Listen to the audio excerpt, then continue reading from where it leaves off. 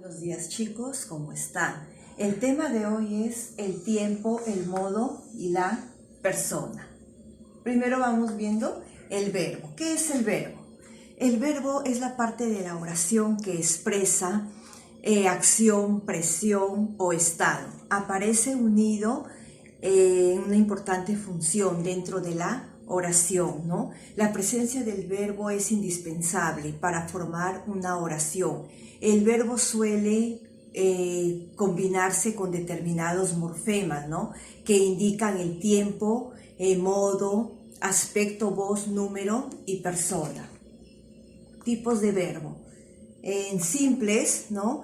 Las formas verbales simples constan de una sola palabra. Ejemplo, en el verbo simple, beber, partir, luchar. En compuestos, ¿no?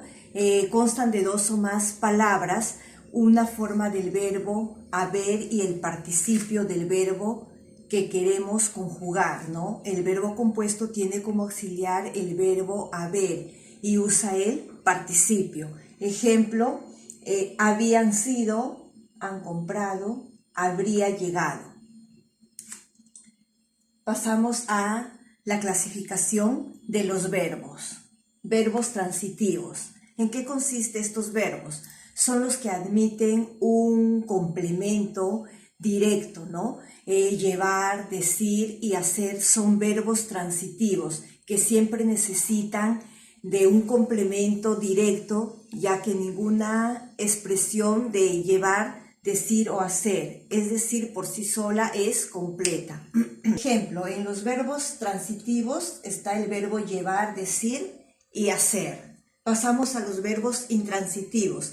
Aquí estos verbos permiten completamente directo, ¿no? Los otros verbos, como es el caso de comer y beber, ¿no? Que tienen posibilidades transitivas e intransitivas. La función es la de tener dicho, la fase de un dicho carácter, ¿no?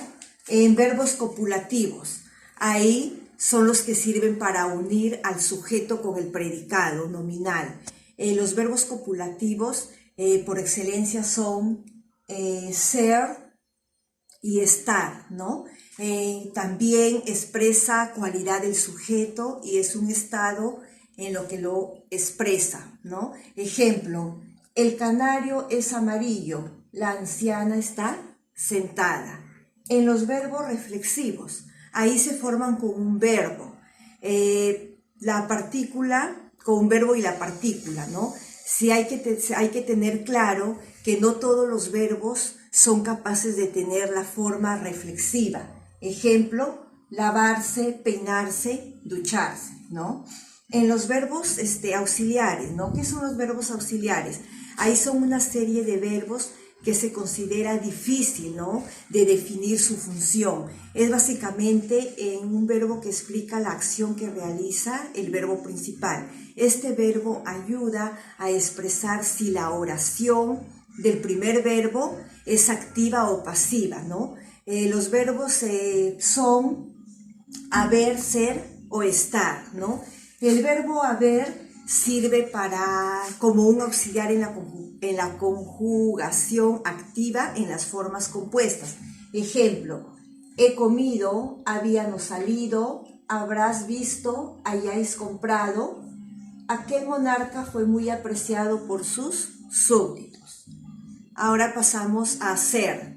El verbo ser se utiliza como auxiliar en la conjugación pasiva. Ejemplo, ¿no? Esa niña es muy nerviosa o esa niña está muy nerviosa. Bien, ahora pasamos a las categorías verbales, ¿no? ¿Qué son las categorías verbales? Son tiempos gramaticales o formas que el verbo toma para dar a conocer el momento en que sucede lo que el verbo significa. Hay tiempos que son fundamentales, como es el presente, el pretérito y el futuro, ¿no? En el presente indica la acción o estado actual, ¿no? En el tiempo presente indica la acción o el estado actual. Ejemplo, ahora escribo, está comiendo, ¿no? En el pretérito Ahí da a conocer la acción o el estado en un pasado. Ejemplo, ayer fui, anteayer jugué, ¿no? En el futuro, ahí expresa una acción o estado que va a suceder, que va a venir. Ejemplo, mañana llamaré, la semana entrante jugaré, ¿no? Entonces, esos tiempos se dividen en dos, en tiempos simples y tiempos compuestos. Bien, pasamos a la letra B, el modo, ¿no? A la otra categoría gramatical, el modo. ¿Qué es el modo? Los modos verbales son las diversas formas en que la acción del verbo puede expresarse, ¿no? Existen tres modos verbales, el modo indicativo, el subyuntivo y el imperativo. En el modo indicativo se caracteriza por expresar acciones concretas y reales, ¿no?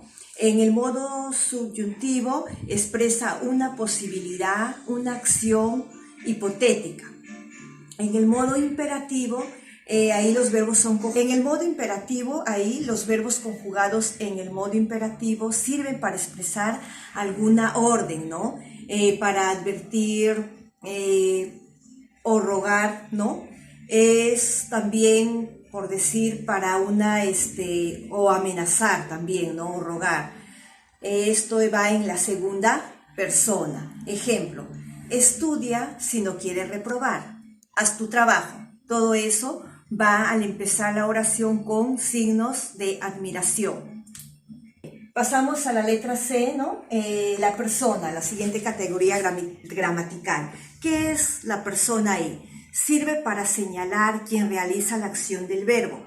En primera persona, cuando ésta se refiere a la persona que habla. Ejemplo, yo hablo, nosotros hablamos. Segunda persona, cuando éste se refiere a aquella persona con la que se habla. Ejemplo, tú estudias, ustedes estudiaron, ¿no? En tercera persona, cuando éste se refiere a aquella persona de quien se habla. Ejemplo, Pedro come, ellos comen. Pasamos, letra D, la voz. ¿En qué consiste la voz? Sirve para señalar si la acción del verbo es realizada por el sujeto o éste recibe la acción. En español hay voz activa y voz pasiva. Bien chicos, esto es todo por hoy. Nos vemos a reencontrar. Bye bye.